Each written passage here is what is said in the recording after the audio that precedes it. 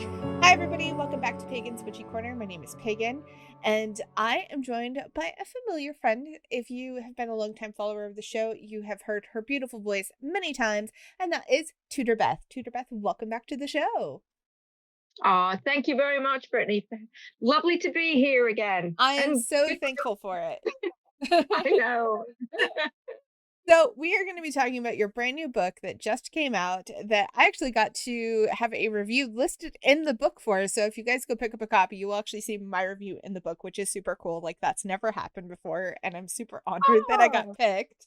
So, yay. um, yeah. It but, was very good of you. Thank you very much. It's oh, an yes. excellent. You're in it twice. You're on the back cover, Am I? on the blurb. Yeah, you're on the blurb at the back, and then you're actually in the book as well Oh on my the gosh. I on the didn't even review realize I page. was on the back till just now. Surprise. Yeah, yeah, Uh, you are. oh, that's so exciting. I didn't even realize I was in the back, so now it's like Christmas all over again. How fun is that? Um, so this is a Tudorbeth's third installment in the Little Hedgewitch's book series, and this is the Little Hedgewitch's book of flower spells. And I have to say, first of all, I didn't know what to expect. I knew what the book was about because I had already read a art copy of it, obviously to write the review. But I didn't know what the book was gonna look like until I got a copy from Llewellyn. And it is Mm, so gorgeous. I love the I color know. theme throughout it. It's just like I would have to say out of your little books, all of them are beautiful, but this one is probably the most gorgeous.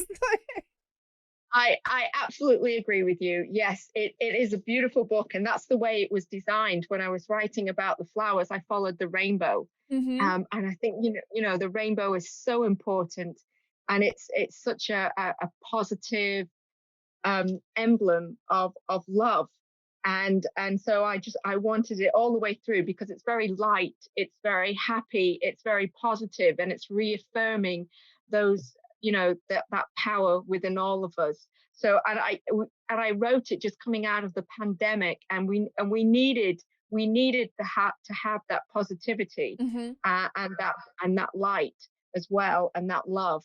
So that is why it was designed. I go through the red flowers, and then the orange flowers, and then the yellow flowers. So I follow the structure of the rainbow all the way through it, and talking about the flowers and their correspondences. Yeah. It's such a gorgeous book, and it's fun when you actually open it up because, the base pages are just gray, and that's the gray Yeah. kind of beautiful theme, with all the flowers in the corners and everything else. And then, like you said, it goes through all the different rainbows, and each one is color themed, and it's so pretty. Like, my brain loves to see colors and stuff like that on pages, and so getting to see this in person, I was just like, oh, this book is so pretty. Yeah, I I loved it. know, totally. Yeah, I would absolutely agree with you on that. It is my favorite thus far. I think it's Yeah, such a I great agree. book. Now, Mm, obviously, you have a full series of these books. You have two books that are currently already out, and those books are, give me one second because I have the page marked. That is the Little Hedgewitch's Books of Spells, Charms, and Brews, and the Little Hedgewitch's Books of Seasonal Magic. So if you are new mm. to Tudor Best work, make sure you check those books out as well. But why did you choose Flowers to be the third installment? Because I know you have others planned. Oh yes, yeah, yeah, absolutely. There's a lunar one that's coming out, that on the moon is coming out in October, and then next year is the crystal book. But flowers always in magic. A lot of people seem to um, don't dedicate as much time as they really should to flora. And when you're a hedge witch, absolutely everything that grows in the hedgerow, and within your garden, if you're lucky enough to have a garden, everything in this world is a correspondence, and it deserves the same amount of attention as the moon, as the seasons, as the crystals. It Flowers are so potent and so powerful. And we're not just talking about, when I'm talking about flowers, I'm not just talking about the initial flower. I'm also talking about herbs as well, and we Mhm. know about herbs that's that goes with everything anyway. But flowers specifically also require their own book and their own dedication as well, because of the energies they give out, and they're a wonderful source of magic, and positive magic, Mhm. light magic, really, really, boosting of confidence and love, self-love as well, type of correspondence. And I just think we needed that. Like I say, when we were coming out of the pandemic, we needed to see the beauty. We needed to see the love. We needed to feel the love, and we needed to see the beauty again, not only in ourselves but in the world and everything around us. Because I think I think the whole world shut down, and we were literally in a lockdown, Yes. and you couldn't go outdoors. I mean, it was literally like you had to stay in your homes. And you just looked at the flowers outside, and you couldn't go for a walk in the park and things like that. It was really, really, really horrible time. So Mhm. yeah, and for me, it was terrible time, because as a hedge witch, you got to be outside, and so you're basically climbing the walls. Yes. Um, I bet as witches around the world, we must have been climbing the walls to get outside. Um, and yeah, so flowers, very, very important in magic and in all forms of magic. And their color correspondences, of course, as well. I think that is a beautiful answer and a beautiful way to look at things. And yeah, I do think that flowers kind of, I don't want to say overlooked, but they kind of do get overlooked a lot of times Yeah, in magic because we're like, go find the herb or go find this yeah, thing that, the yeah. stone. And we do forget that flowers are just as important in magic as everything else. Mm. Now, when it comes to this book, which was your favorite flower to write about? Oh, wow, so many, Okay, if you so can't many pick just favorite one, I would say flowers. pick top 3. Okay, okay, probably hydrangeas. I love Oh, those are hydrangeas. so pretty. No, and they're so big and they're so versatile as a flower, because I love the blue ones. I love blue hydrangeas, and they have varying degrees of blue. And Mhm. when they're just bursting out of their blooms, brand new, they are a lovely, beautiful blue. And then as they fade, their colors can change. Their leaves, their blossoms change color, so they can go anywhere from blue to purple to pink to lilac to white, and they just, as they're fading and dying, just change colors. um so I love that, because it's like you're getting two or three flowers for the price of one. Right. And the fact that they're so big as well. And then if you leave them and you just let them die anyway in the autumn and winter, they've still got the structure to them, and you can actually spray them gold or silver, and use them in Christmas displays as well. Oh, So pretty. yeah, they're amazing flowers to use. They're just wonderful. So you spray them initially with hair lacquer. I always spray stuff with hair lacquer. You Mhm. cut the heads off straight away with a bit of a stalk and things, and then you let it dry out completely, and then you spray it with some hair lacquer, and then you would spray it whatever color you want to spray it for Christmas or for autumn. It looks really nice in a display with sunflowers and sedums and all of those kind of autumny kind of flowers. The other flower that I love very much is the Christmas rose. It's kind of called the Christmas rose, but it's a Mhm. Helleborose. Yeah, Helleborose. And these are amazing as well. These change color too. They have so you have a whole range of them. You can have them with green leaves, and they're sort of like a limey green blossom that will come out. And these beautiful, I mean, just like it says, Christmas roses, but they flower from basically end of October, November, all the way through to February, March, and April. We've still got flowers on ours from like November. Oh, wow. And yeah, they're amazing flowers. They go all, really at least 2 seasons out of them, which is great. And like I say, they come in white which then eventually turn pink when they're fading, when they're dying, or they come in like a black color, which is gorgeous when you have like a really deep kind of burgundy, Mhm. almost the color of the book, the cover of the book.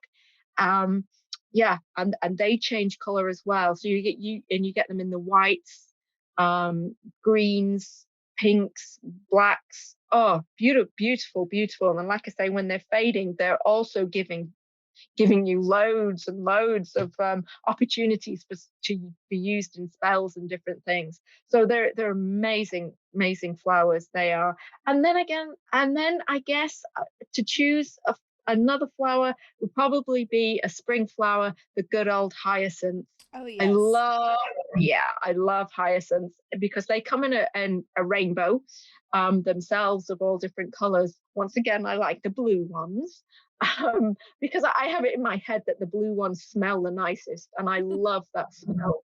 I just love the smell of hyacinths. I mean, you just have a bowl of hyacinths in your room, and the whole room will smell. You know, you don't Mhm. need artificial freshener or anything like that, and they smell like the spring. And they really are beautiful. Yeah. I think those So are there you go. wonderful flowers to pick.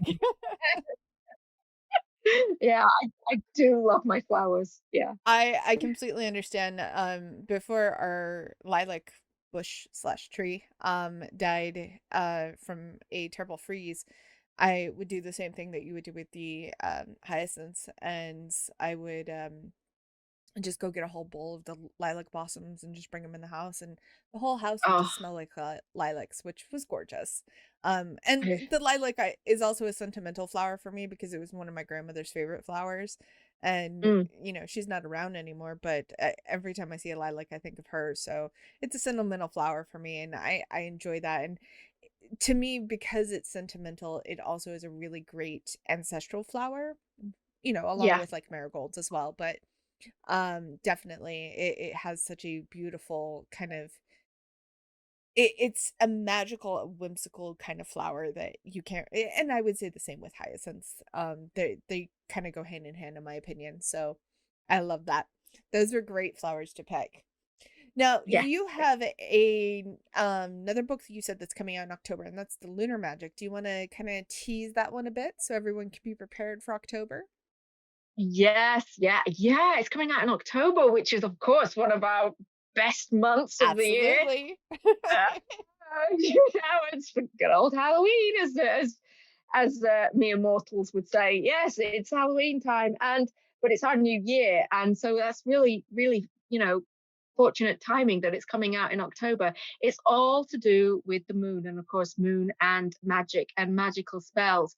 And once again, with me, I talk about the colors. Now, people often think about the moon as just being one color. They're like, oh yeah, it's white, but I explain it, and I also list a long list of spells like I do in every one of my books. I think there's like over 100 or 150 spells in nearly every one of these Hmm. Hedgewitchery books. Um, and I talk about the different colors. So we talk about the pink moon, the red moon, the yellow moon, the orange moon, the black moon, the so we and then of course the blue moon. Hmm. So there's once again the moon has a veritable rainbow of colors, and not many people realize that. And all of these different types of uh, lunar activity and lunar colors, they all have different correspondences that we can use in our magic for manifesting different things and using it for healing or our careers Hmm. or money or love or absolutely everything and anything. So yeah, I'm really looking forward to the moon book as well. Yeah, that's that. So it's got a lot of stuff in it. Of course, it's got crystals, moonstone crystals. It's got the history, some history about the moon as well. It's a really good, powerful book. That one. It took all.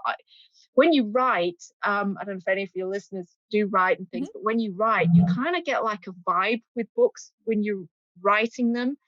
And that one is a very powerful and potent one that's coming out in October. So yeah. I am excited for it. I can't wait for the next book to come out. I think it's going to be a fantastic book. I mean, all of your books are fantastic, so I am super excited about that one. Um, Now, outside of the little Hedgewitch books, do you have any other books that you're working on? I'm always working. I'm always working on my books, aren't I? I'm still sort of like I started like a mini podcast. I called it Tudorbeth Travels. Mhm. So I kind of been going through my books with on there as well, and explaining different things for if the people are new to the craft, and new to with magic and working with magic and living the magical lifestyle. And so I also go through the Witchiac, which I discussed before with you. Mhm. So the different forms of witches of when you're born. So a bit like what's a April witch, what's a May witch, what would a June witch prefer to do, and those kind of things. Um, so I'm working on that, and I've got so many like different type of ideas and things. Also at the moment as well, I'm doing a PhD. I'm doing a Mhm. doctorate as well at university. So yeah, in medieval studies, nothing to do with witchcraft. Um, I just had to put that in. Um, yeah, so I'm doing a lot, and then also I'm working on with Llewellyn as well, something completely different, and Oh. it's a hedge witch's tarot, and Oh, how exciting. oh, I know, I'm loving that, and it's going to have the same kind of vibes and energy to it as well, and it's looking pretty good. Oh, that's So so yeah. cool. That's going to be so awesome. I can't wait for that. And congratulations on working on your PhD. That is awesome. And I'm excited for all of your projects because I think that all your stuff is really great. Tudorbeth has a range of books, which I cannot include all of them in the show description because of the fact that I have character limits. There's a Mm. lot. You also have a pen name that you write under as well, right? For your children's Ye- books? yes, I'm Flora Beth Edwards. Yes. Yeah, of course, Flora. Flora. Just remember Exactly. the flowers. Flora.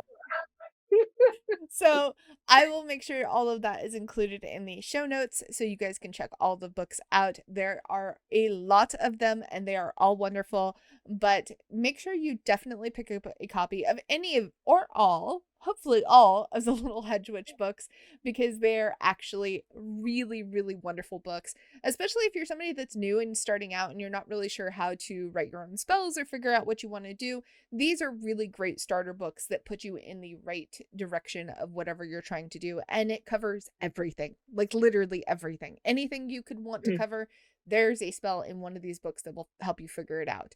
And in the absolutely. seasonal magic, there's also a lot of recipes in there too for jams and all sorts of other really great things. Make sure you go check these books out because they are awesome. And Tudorbeth, thank you for coming back on the show. You're always welcome to come by. I love having you here. Oh, thank you so much. I love being here. This has been an absolute joy. So, everybody who's listening, thank you so much for being here. You all are awesome. Take care of yourselves and stay safe. And I will see you all next time. Bye, everybody. Bye. If you're a lover of Pagan's Witchy Corner, then prepare for some really exciting news. I have started a new podcast, Pagan's Reading Nook. Don't worry, I'm still going to be creating all the Pagan's Witchy Corner content that you all love. But as you all know, I have a huge passion and love of books, which has led me to create this new show. On Pagan's Reading Nook, I will be discussing the books that I'm reading, showcasing brand new titles, and sitting down with some amazing authors to talk about the worlds and the characters they've created. I will also be discussing new releases, fan favorites, and classic tales that have enchanted us throughout time. So, if you are a fan of this show, make sure you head over there and subscribe and grab your favorite beverage and join me as we dive into harrowing tales, seductive romances, and thrilling adventures in the fiction world.